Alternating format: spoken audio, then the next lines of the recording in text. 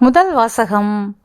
உங்கள் மூதாதையருக்கு அவர் அன்பு காட்டியதால் அவர்களுடைய வழிமரபினரை தேர்ந்து கொண்டார். இணைச்சட்ட நூலிலிருந்து வாசகம். அதிகாரம் 4, இறை திருவசனங்கள் 32 முதல் 40 முடிய.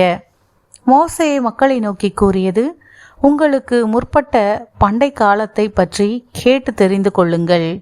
கடவுள் உலகில் மனிதனை படைத்த நாள் முதல் வானத்தின் ஒரு முனை முதல் மறுமுனை வரைக்கும் எங்காவது இத்தகைய மாபெரும் செயல் நடந்ததுண்டோ, அல்லது இதுபோல் கேள்விப்பட்டதுண்டா?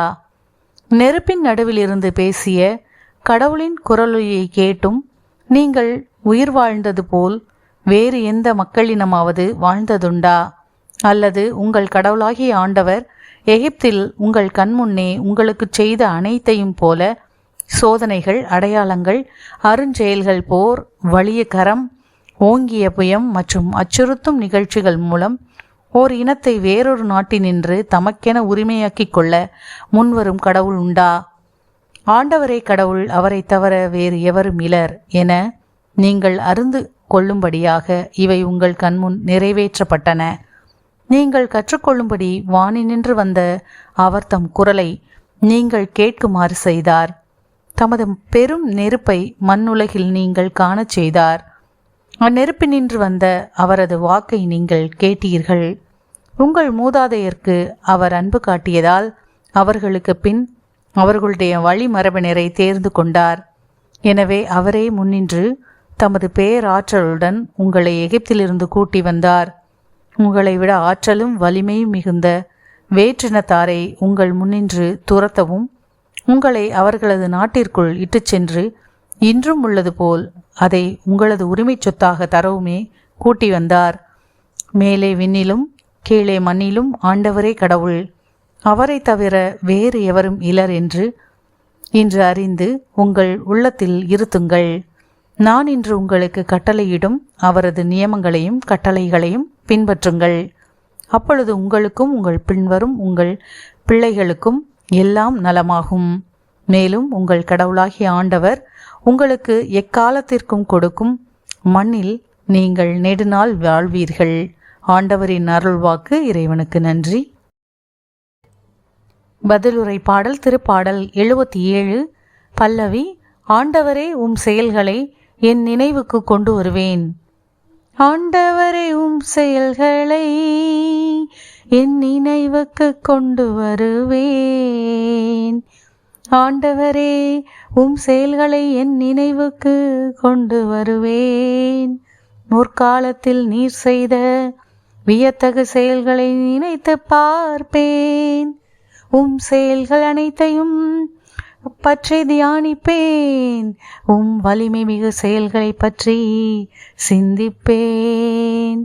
ஆண்டவரே, உம் செயல்களை என் நினைவுக்கு கொண்டு வருவேன். கடவுளே, உமது வழி தூய்மையானது. மாபெரும் நம் கடவுளுக்கு நிகரான இறைவன் யார்? அரியன செய்யும் இறைவன் நீர் ஒருவரே. மக்களினங்களிடையே உமது ஆற்றலை விளங்கச் செய்தவரும் நீரே. ஆண்டவரே, உம் செயல்களை என் நினைவுக்கு கொண்டு வருவேன். யாக்கோபு யோசேப்பு என் போரின் புதல்வரான உம் மக்களை நீர் உம் புயத்தால் மீட்டு கொண்டீர். மோசே, ஆரோன் ஆகியோரை கொண்டு உம் மக்களை மந்தையென அழைத்து சென்றீர். ஆண்டவரே, உம் செயல்களை என் நினைவுக்கு கொண்டு வருவேன். நற்செய்தி வாசகம். ஒருவர் தம் வாழ்வுக்கு ஈடாக எதை கொடுப்பார்? மத்தேயு எழுதிய தூய நற்செய்தியிலிருந்து வாசகம். அதிகாரம் 16, இறை திருவசனங்கள் 24 முதல் 28 முடிய. அக்காலத்தில் இயேசு தம் சீடரை பார்த்து, என்னை பின்பற்ற விரும்பும் எவரும் தன்னலம் துறந்து தம் சிலுவையை தூக்கி கொண்டு என்னை பின்பற்றட்டும். ஏனெனில் தம் உயிரை காத்துக்கொள்ள விரும்பும் எவரும் அதை இழந்து விடுவர். மாறாக என் பொருட்டு தம்மையே அழித்துக் கொள்கிற எவரும் வாழ்வடைவர். மனிதர் உலகம் முழுவதையும் ஆதாயமாக்கிக் கொண்டாலும் தம் வாழ்வையே இழப்பாரெனில் அவருக்கு கிடைக்கும் பயன் என்ன?